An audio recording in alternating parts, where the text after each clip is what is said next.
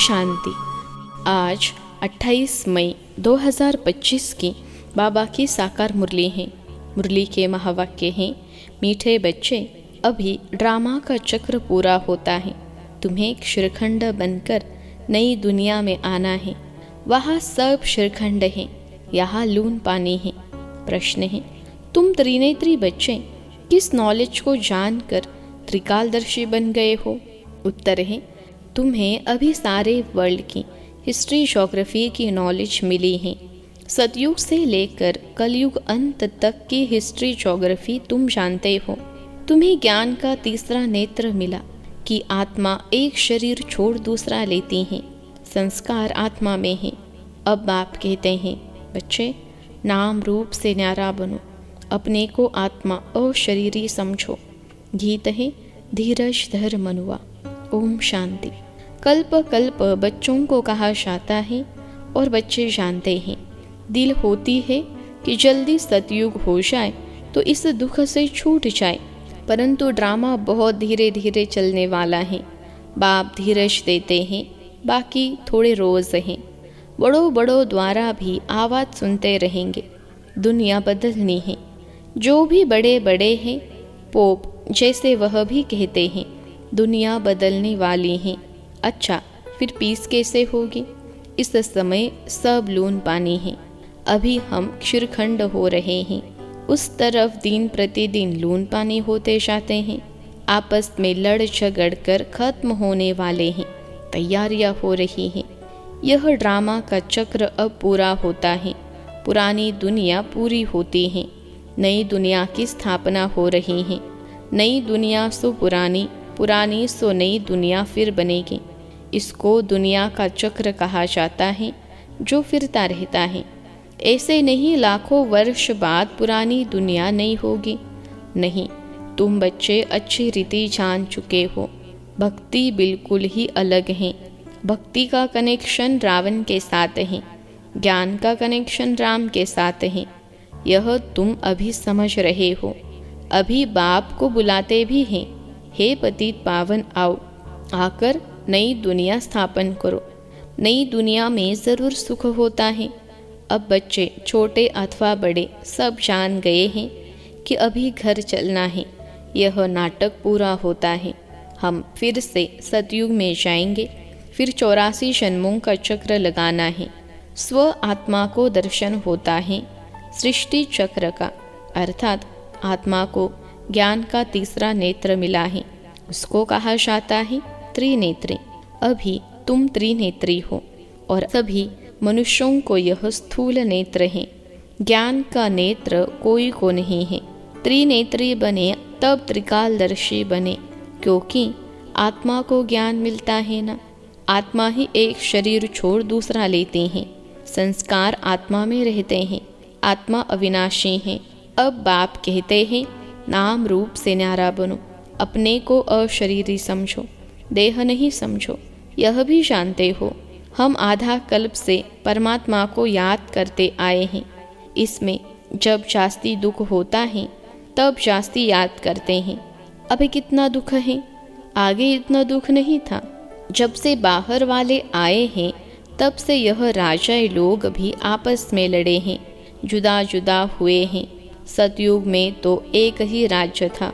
अभी हम सतयुग से लेकर कलयुग अंत तक हिस्ट्री ज्योग्राफी समझ रहे हैं। सतयुग त्रेता में एक ही राज्य था। ऐसे एक ही डिनाइस्टी कोई की होती नहीं। क्रिश्चियन में भी देखो फूट हैं।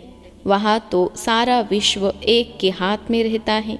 वह सिर्फ सतयुग त्रेता में ही होता है। यह बेहद की हिस्ट्री ज्योग्राफी अभी तुम्हारी बुद्धि में है। और कोई सत्संग में हिस्ट्री ज्योग्राफी अक्षर नहीं सुनते हैं। वहाँ तो रामायण महाभारत आदि ही सुनते हैं। वहाँ यह बातें हैं नहीं। यहाँ है वर्ल्ड की हिस्ट्री ज्योग्राफी, तुम्हारी बुद्धि में है। ऊंचते ऊंच हमारा बाप है। बाप का शुक्रिया है जिसने सारा ज्ञान सुनाया है। एक आत्माओं का झाड़ है, दूसरा है मनुष्यों का झाड़। मनुष्यों के झाड़ में ऊपर में कौन है? ग्रेट ग्रेट ग्रैंडफादर ब्रह्मा को ही कहेंगे। यह जानते हैं ब्रह्मा मुख हैं, परंतु ब्रह्मा के पीछे क्या हिस्ट्री ज्योग्राफी है, यह कोई नहीं जानते। अभी तुम्हारी बुद्धि में है।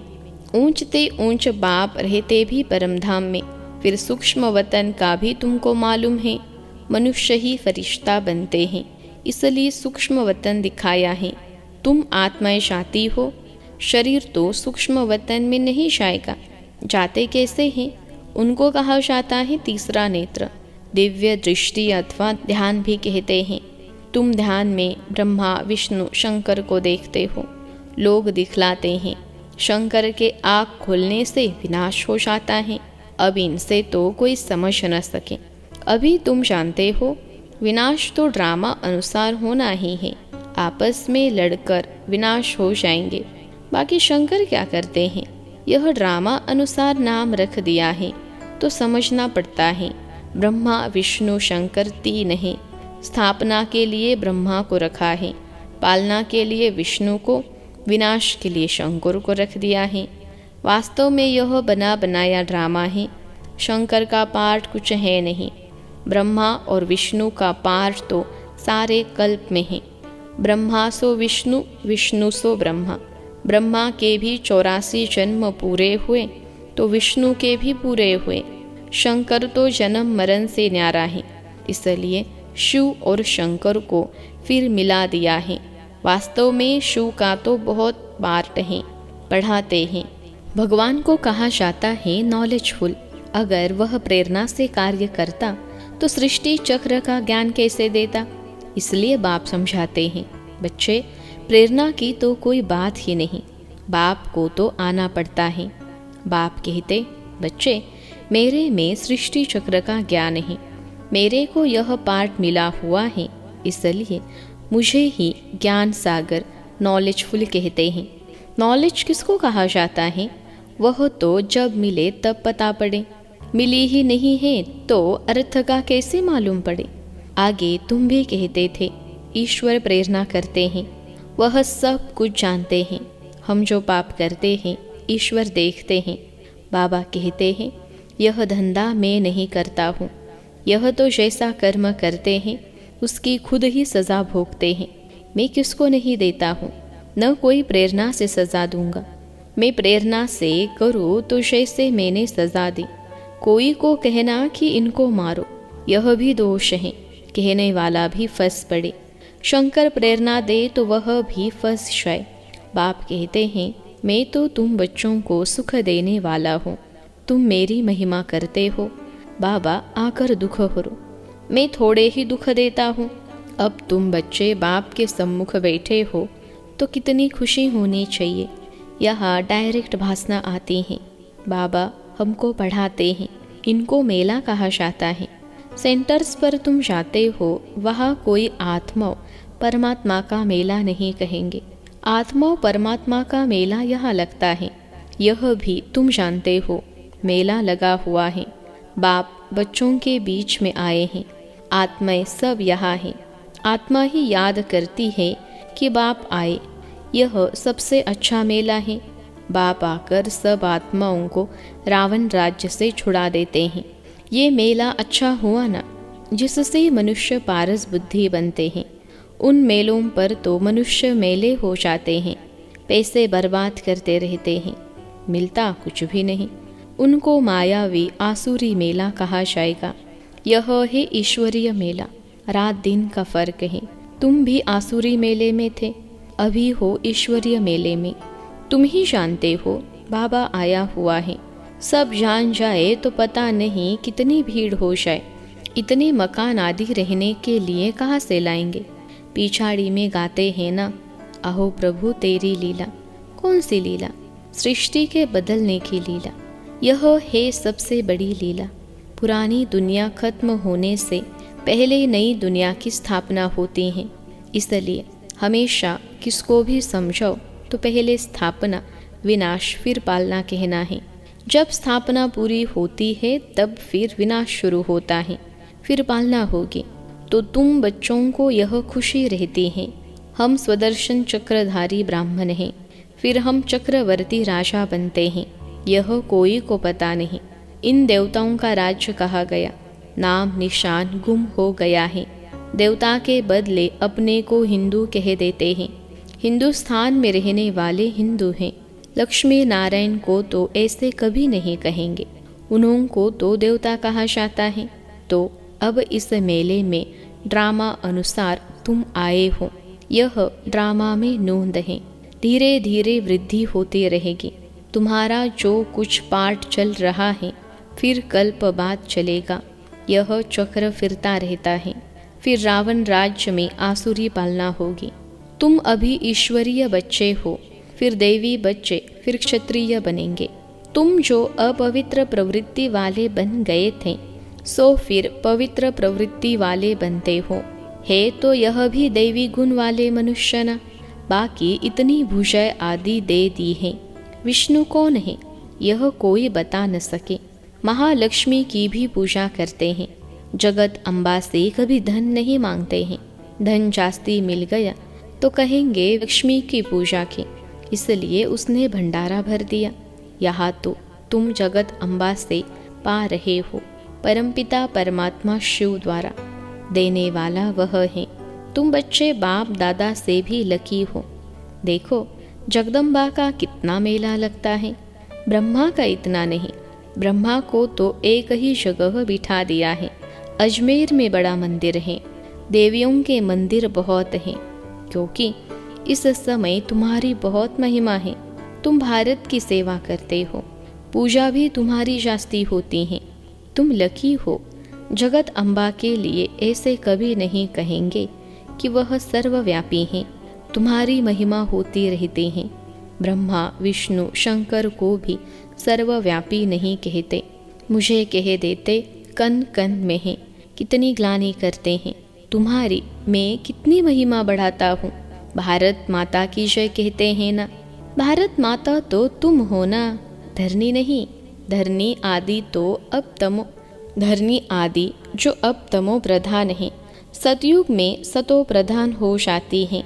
इसलिए कहते हैं देवताओं के पैर पति दुनिया में नहीं आते। जब सतो प्रधान धरनी होती है तब आते हैं।